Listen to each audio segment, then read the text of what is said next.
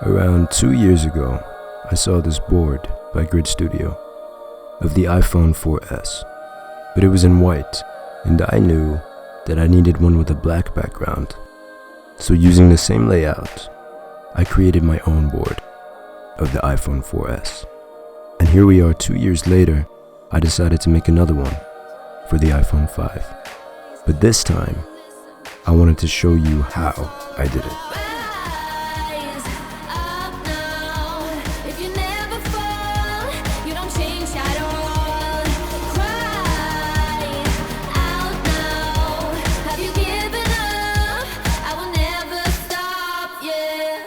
So the first thing that I have to do is create the design of the board in the first place, where I kind of position all the components of the phone, and I gotta keep in mind the dimensions of the phone and the pieces and that sort of stuff, so that I can print that off on a foam board that can be framed and then stick the components on the foam board.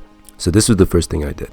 This whole concept and the design and layout of the board, by the way, was inspired by Grid Studio. Though I made some changes to the layout and the overall dimensions of the board, because I wanted this board to fit in a very specific area on my wall to kind of complete this matte black square decoration on the wall. On top of this, while the design here had accurate dimensions of the front and back of the phone, it didn't have accurate dimensions of the component. I was kind of just going off my eye for that. So I'm going to print off this design on paper first, see how the components fit once I take apart the phone, and then make some final adjustments to the design, and then officially order it on Foamex, which is the material used for the final framed board.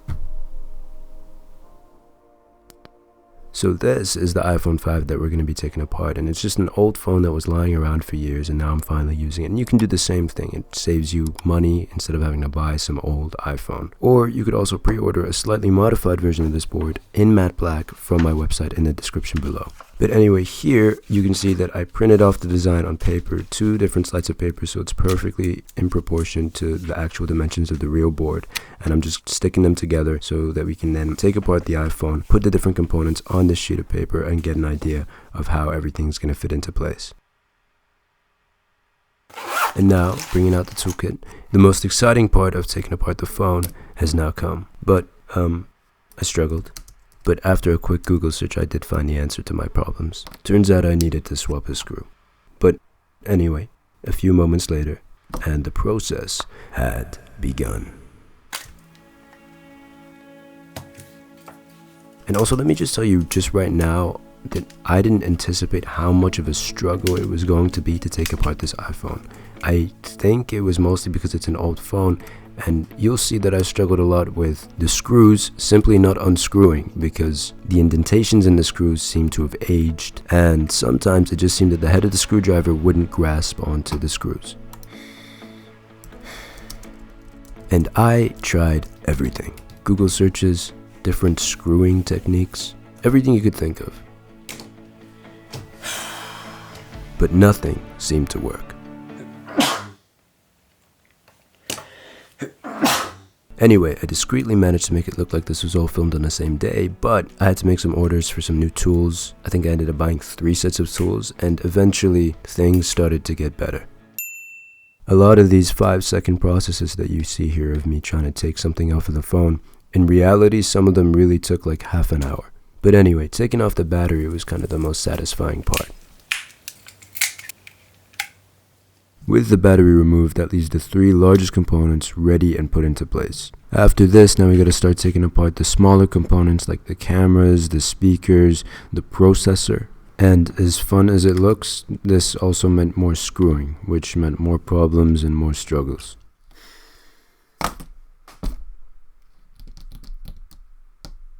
But you know what? I persevered. And I kept on going even when the times were hard, even when things were getting difficult. Some would say this is a cliche, but honestly, it just comes naturally to me.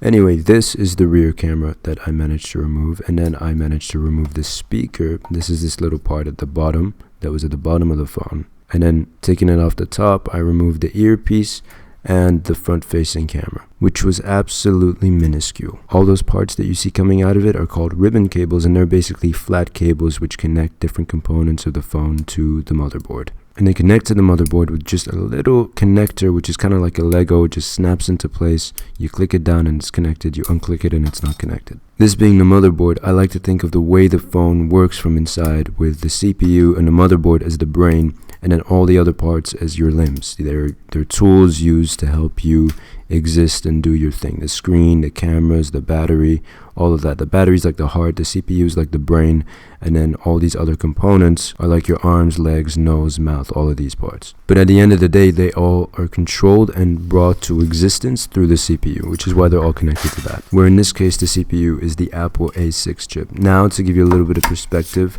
the iPhone 14 Pro is powered by the Apple A16 Bionic chip. Anyway, all the components have been taken apart, time to put them into place.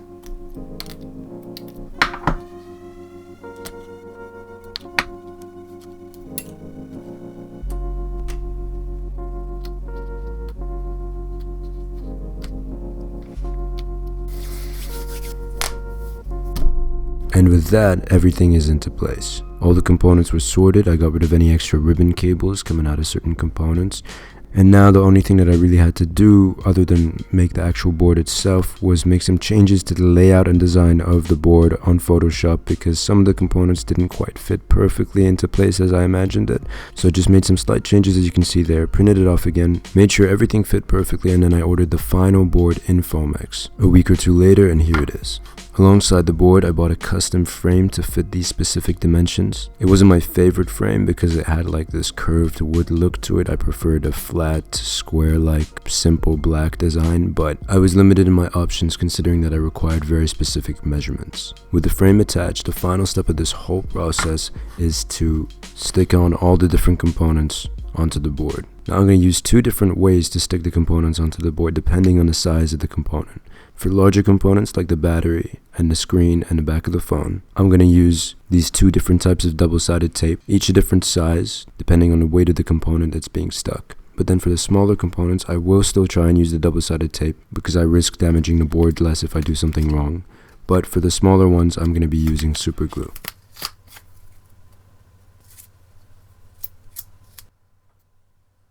And just like that, the screen is attached. Same thing for the back of the phone.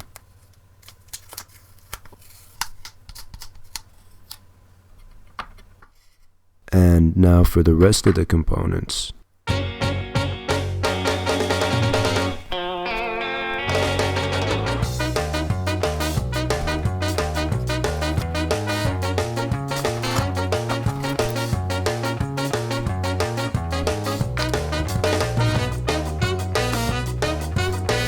And then bringing out the super glue.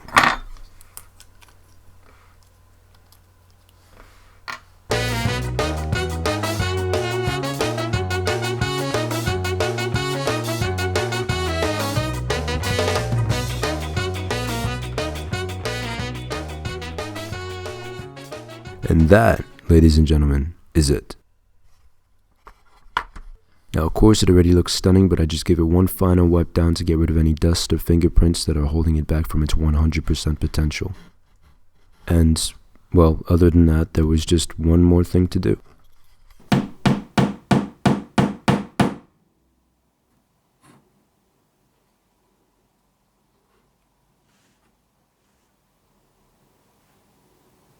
Perfect. Done. And that is it.